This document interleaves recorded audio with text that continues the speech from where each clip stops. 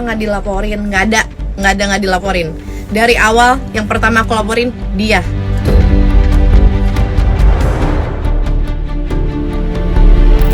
Karena mereka intinya satu guys, takut jatuh miskin.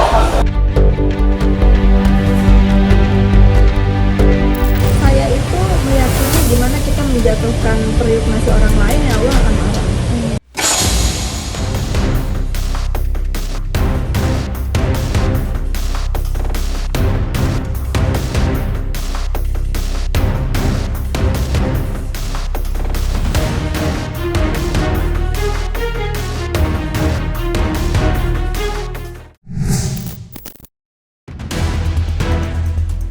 Dr. Reza Gladys kini merasa di atas angin setelah seterunya Nikita Mirzani mendadak mencabut gugatan wan prestasi yang sempat diajukannya. Dan yang menarik, tak lama setelah itu, Reza Gladys mulai buka suara menyerang satu persatu musuh-musuhnya. Setelah sukses menjerat Nikita, Reza mulai membidik Samira atau yang dikenal luas dengan nama Doktif, yang tidak lain merupakan rekan Nikita Mirzani yang sampai saat ini masih bebas melenggang meski sudah dilaporkan. Meski begitu, Reza Gladys belum menyerah dan ia mulai buka suara dengan menuding dugaan adanya pemerasaan yang dilakukan Doktif pada dirinya. Tidak tanggung-tanggung, Doktif disebut-sebut meminta $2 juta Singapura, namun tidak diturutinya. Lantas, langkah apa yang sedang direncanakan Reza Gladys untuk menjerat Doktif ke penjara? Kenapa nggak dilaporin? Nggak dilaporin. Dari awal yang pertama aku laporin dia. Tapi kalau di kepolisian itu di BAP harus jelasin kronologisnya. Jadi ngerembet nih kemana-mana ya. Kalau misalkan kalian perhatiin di dakwaan persidangan, tuh kalian nanti bisa download nanti ada linknya. Kalian boleh baca, ada nama dia tuh Warawiri. Nah, kenapa nama dia Warawiri? Ya karena emang dia $2 juta Singapura Sarno ya. Tapi sampai sekarang belum ada kepastian karena katanya belum nerima duit. Jadi masa harus nerima duit dulu baru bisa dia bersalah gitu. Kenapa? Nanti kalau misalkan dia nerima duit dulu, nanti dibilangnya kalau produknya nggak bermasalah, ngapain mau ngasih duit? Nanti digituin lagi gitu. Dan dia juga bawa embel-embel orang yang sekarang ada di dalam. Jadi aku ini adalah salah satu utusannya juga gitu. Jadi buat kalau misalkan kamu nggak top up nih gitu, ya kamu nggak akan aman.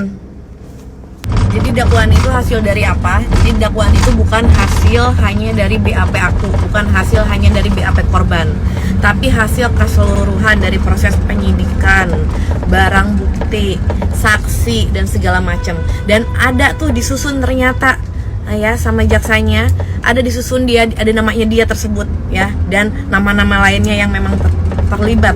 Nah, tapi kenapa belum ditindak juga? Kenapa? Coba tanya ke si Sarno kenapa baru sekarang ngomong. Ini aku udah hampir setahun nih aku diem.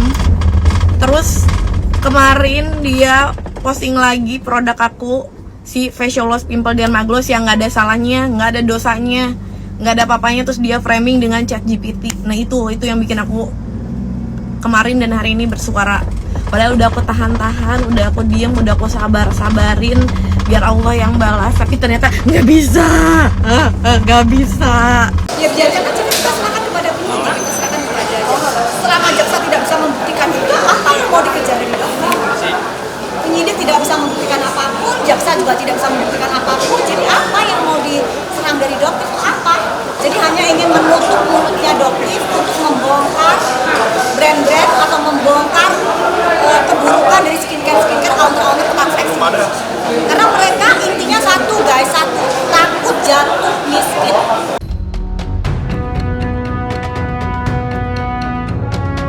Kasus panas skincare yang menyeret banyak pihak hingga artis Nikita Mirzani ikut terjerat, kini makin pelik usai semua pihak ramai-ramai menyerang Doktif, tidak terkecuali Kim Haut.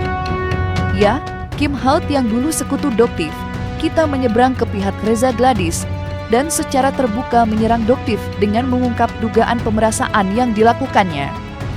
Dari situ pula, disebut-sebut nama Doktif selalu ada di balik kisruh para pengusaha skincare. Meski begitu, Doktif masih bebas melenggang meski sempat dilaporkan. Lantas, apa tanggapan Doktif usai Kim Haut secara terang-terangan membongkar dugaan kejahatan yang dilakukan Doktif?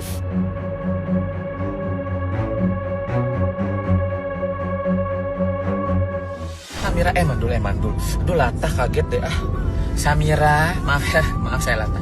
Samira, gini ya, untuk apapun yang kau bicarakan tentang saya, mau kamu bilang saya tukang ibul atau whatever is that, dengar gue jadi. Dengar ya Samira, gue itu semalam sudah duduk bareng sama Reza, sama Mufid, sama Teh Fitri ya. Dan yang saya temui itu semalam bukan orang-orang bodoh. Mereka punya akal dan punya pikiran, jadi mereka tahu. Dan saya tidak bercerita apapun, tapi mereka membaca sendiri. Dan saya mengakui atas apapun segala ucapan saya dulu ke kamu Samira, ke mereka. Jadi mereka semua sudah tahu. Bedanya itu antara kita Samira, apa yang kau lakukan di belakang mereka dan apa yang sudah kau ucapkan di belakang mereka. Mereka tidak tahu dari mulutmu langsung, karena kau tidak mau pengakuan dosa. Kalau aku nemui mereka, aku sudah pengakuan dosa. Jadi apapun yang kau ucapkan tentangku di sosmed, mereka tidak kegosok. Mereka udah dengar dari bacotku sendiri semalam. Meres kan bisa gitu kan, habis itu kerja lu banyak jadi bisa 10M dari gue disuruh meres Reja. Anjir, berarti ini Ada semua cek. Gak ada yang ngajarin. Walah Kim kok cek ngedabrus. Kapan gua ngajarin lu? Lu sendiri yang mau. Oh, gini ya. Masa dia cuman bayar aku, Dok? Dia itu cuman bayar aku 25 juta, Dok. Cuman bayar aku 25 juta gitu. Ternyata dia mau kasih Nikita 4 miliar. Harga aku ternyata cuma 25 juta. Ya apa sih? Lu sendiri. Yang ini lu sendiri yang mau merge. Jadi kenapa Doktif yang ngajarin? Ini orang gila lu mah. Emang sakit itu padaan ya. Heran Doktif itu. Udah lengkap semua. Udah ya Doktif blok elu ya Kim. Doktif blok elu. Lu udah mau cari masalah kan? Terus sekarang yang nge-backup elu dulu udah ngelepeh. Cuy gitu ya. Doktif udah tahu. Udah tahu semua, ternyata semua itu bohong. Mamski cerita, TM Waroka cerita semua. Kamu sok kenal tuh dulu ngaku-ngaku sama si Vanessa Angel almarhumah kan? Ternyata zong gitu. Ya kan tuh, tanya tuh sama Mamski. Dia tuh udah tahu semua ceritanya. Ternyata kamu tuh emang suka nemplok sana nemplok sini. Suka numpang pansos yang mana yang bisa ngasilin duit kan gitu kan? Nah, Karena udah 1 tahun nih aku diginiin sama si Sarno ya, tiba-tiba muncul di media sosial yang awalnya aku bukan takut tapi sangat amat menghargai. Kenapa? Karena kita tuh sebagai dokter sangat menjaga etika, sangat menjaga sumpah kita, dan kita tuh merasa adalah teman sejawat. Tapi udah 1 tahun diginiin, nggak mungkin kan diam aja dengan kelakuannya, apalagi melihat isi chat-chatannya dan berapa rupiah yang masuk ke kantongnya dengan dalih-dalih membela masyarakat. Masyarakat yang mana? Kenapa masyarakatnya nggak dibagi duitnya pada saat kamu dapat? semakin yakin bahwa kamu itu bukan orang baik. Emang bukan orang baik Iya, lah. bukan orang baik. Terus kamu ngajakin suami orang buat ke suatu tempat dan udah kayak gitu. Minta uang 2 juta dolar. Maaf buat teman-teman semuanya yang ngerasa risih, karena udah 1 tahun nih aku diginiin sama si Sarno ya, tiba-tiba muncul di media sosial yang awalnya aku bukan takut tapi sangat amat menghargai. Kenapa? Karena kita tuh sebagai dokter sangat menjaga etika, sangat menjaga sumpah kita, dan kita tuh merasa adalah teman sejawat. Tapi udah 1 tahun diginiin, nggak mungkin kan diam aja dengan kelakuannya, apalagi melihat isi chat-chatannya dan berapa rupiah yang masuk ke kantongnya dengan dalih-dalih membela masyarakat. Masyarakat yang mana? Kenapa masyarakatnya nggak dibagi duitnya pada saat kamu dapat? Semakin yakin bahwa kamu itu bukan orang baik. Emang bukan orang baik Iya, lah. bukan orang baik. Terus kamu ngajakin suami orang buat ke suatu tempat dan udah kayak gitu. Minta uang 2 juta dolar. dia emang getol banget ngejar Doktif. Tapi karena usahanya, yang dugaannya Doktif, usahanya dia untuk menjebak Doktif nggak kena, akhirnya Apakah karena Nah, 20M yang akan 20M itu tidak tembus jadi dia cari cara lain gitu dong? mungkin, tapi dokter dari awal sebenarnya sudah tahu. Jadi dia itu ingin dokter mengikuti permainan dia. Tapi karena kita tahu dia, dan di matanya dokter dia tuh pelongok-pelongok, jadi jangan bilang ya kalau misalnya oh si DRG itu nggak pernah kena kasus hukum, suaminya pernah kena kasus hukum. Jadi jangan bilang kenapa kok pelongok-pelongok karena kaget baru kali ini kena kasus hukum. No, ya bukan. Di tahun 2017 suaminya pernah kena kasus hukum. Ya itu suaminya loh. Jadi jangan katakan bahwa ini adalah kasus hukum yang pertama kali, bahwa dia pelongok-pelongoknya kaget, bukan. Di pihak lain, Sitri Salhuteru memilih menahan diri dan meski dukungan pada Reza Gladys disuarakannya secara terbuka atas konfliknya dengan Nikita Mirzani. Fitri yang juga seorang pengusaha tidak mau menanggapi netizen yang reaktif yang memihak bukan berdasarkan pada fakta, tetapi perasaan yang kerap menyampingkan kebenaran. Menyinggung konflik panas yang saat ini terjadi antara banyak pihak mengenai polemik dugaan pemerasaan, terutama tuduhan terbaru yang dilayangkan Kim Haut, Sitri menyinggung perlawanan yang dilakukan Reza Gladys menurutnya sudah benar. Dan seperti inilah tanggapan lugas Sitri Salhuteru. Saya akan selalu membela kebenaran dan saya akan selalu membela orang yang benar. Itu aja. Untuk kasus RG ini ya menurut saya ya dia yang benar. Menurut saya ya, tapi kan ini persidangan sedang berlangsung. Nanti fakta hukum, secara hukum bagaimana, nanti vonisnya bagaimana ya kita ikutin sama-sama aja. Reza ini sangat pintar, dia tahu kapan dia berbicara, kapan dia bereaksi dari apapun yang terjadi di case dia ini. Dia sangat pandai untuk memanajemen ucapan, perbuatan, dan tindak tanduk dia selama bergulirnya persidangan ini. Itu namanya juga ya semut aja diinjek menggigit gitu ya, apalagi manusia kan. Ya sudah bagus lah Reza menunjukkan perlawanannya di perseteruan ini. Saya berkawan sama Reza, saya hanya mendengarkan bagaimana awal terjadi diduga pemerasan ini ada. Kalau mengenai produk dan lain-lain karena ini bukan dunia saya, ya saya nggak mau berkomentar. Ya itu saya bilang kan kebenaran akan menemukan jalannya. Ternyata banyak juga yang Kim ketahui tanpa harus kita tanya, ya dia memberikan handphonenya sendiri untuk kita baca gitu. Oh ini loh percakapan antara dia dengan temannya dulu, oh ini loh, jadi kebuka aja. Lebih ke oh gini ya gitu, oh ternyata begini ya gitu. Saya itu meyakini dimana kita menjatuhkan periuk nasi orang lain ya Allah akan marah. Lucu aja seperti ada orang mau melempar dia tapi batunya kena kepala dia yang sendiri gitu. Kena kepala yang melempar ya. Ibaratnya begitu.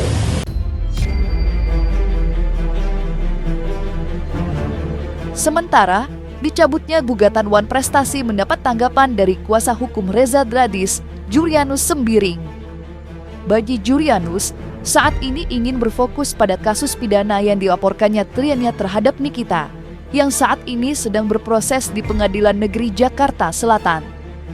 Sebagai kuasa hukum, Julianus enggan memberikan pernyataan yang terang maupun terbuka terkait pencabutan gugatan Wan Prestasi yang dikaukan Nikita Mirzani. Dan berikut tanggapan lengkapnya mengenai permasalahan tersebut.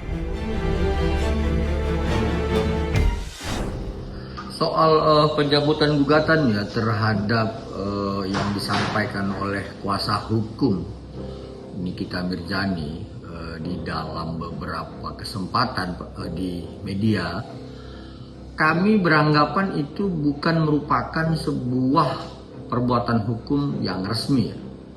Karena tentang soal pencabutan gugatan itu, walaupun belum diatur dalam hukum acara HIR maupun RBD ataupun jurisprudensi lain, ada itu diatur dalam RV ya, di pasal 271 dan 272. Di pasal 271 RV itu menjelaskan pencabutan gugatan itu pada saat tergugat sudah membacakan jawaban ya dalam masuk persidangan. Dan kemudian pasal 272 menjelaskan pencabutan itu dapat dibuat sebelum ya tergugat membuat jawaban. Seharusnya secara ketentuan mekanisme hukum, penggugat melalui kuasanya itu harus menyurati Ketua Pengadilan Negeri ya, Jakarta Selatan, kemudian Ketua Pengadilan Negeri Jakarta Selatan memerintahkan kepada Panitra untuk kemudian mencoret nomor perkara yang sudah didaftarkan. Itu pertama. Nah, yang kedua dapat juga dilakukan secara lisan benar, tetapi tidak melalui media massa atau media elektronik, tetapi disampaikan di depan panitera ya, secara lisan. Nah, yang ketiga persoalan yang harus kami sampaikan adalah bahwa pencabutan gugatan itu ketika belum adanya panggilan dapat dipergunakan poin pertama dan poin kedua yang saya sampaikan tadi. Tapi ketika sekarang ini kami sudah mendapatkan panggilan ya, itu tertanggal 10 Juli kemarin untuk kami menghadiri persidangan lanjutan dalam agenda pembacaan gugatan pada tanggal 21 Juli nantinya. Seharusnya kami itu harus mendapatkan surat yang resmi dari jurusita sebagaimana perintah dari Ketua Pengadilan Negeri Jakarta Selatan. Biasanya kalau tentang soal pencabutan gugatan itu umum ya sebenarnya, karena penggugat pada umumnya merasa bahwa dalil gugatannya tidak kuat. Kemudian penggugat merasa bahwa dalil gugatannya itu tidak berdasarkan norma-norma hukum. Itu secara umum ya. Jadi pada prinsipnya hal-hal ini sering berlaku ya, sehingga kemudian kami beranggapan nanti setelah kami menghadiri persidangan pada tanggal 21 Juli, di situ kami akan mendengar apa sebenarnya alasan daripada penggugat untuk mencabut gugatannya, dan kemudian apa dan seperti apa mekanisme yang sudah dilakukan oleh si penggugat dalam melakukan pencabutan gugatannya. Saya pikir demikian. Jadi saya sampaikan memang benar kemarin saya membuat surat pencabutan. Ya, surat pencabutan terkait dengan adanya gugatan Wan Prestasi yang kami sampaikan ke Pengadilan Negeri Jakarta Selatan dan suratnya sudah diterima. Nikmir mencabut Wan Prestasinya yang disampaikan langsung oleh Bang Panggi. Menurut gue ini adalah kita harus bertanya-tanya, strategi apa lagi nih dari seorang Nikita Mirzani ya? Apalagi nih, pasti ada lagi, perlu was-was sih sebelah sana, karena kita tahu Nikita Mirzani ini adalah penuh dengan strategi. Walaupun dia ditahan, dia tidak akan melumpuhkan otaknya untuk menghasilkan strategi yang benar-benar dan itu menjadi perbincangan berbulan-bulan.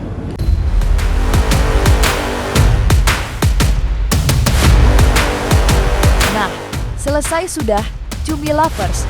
Jangan lupa untuk like, subscribe, dan juga share channel YouTube Cumi Cumi.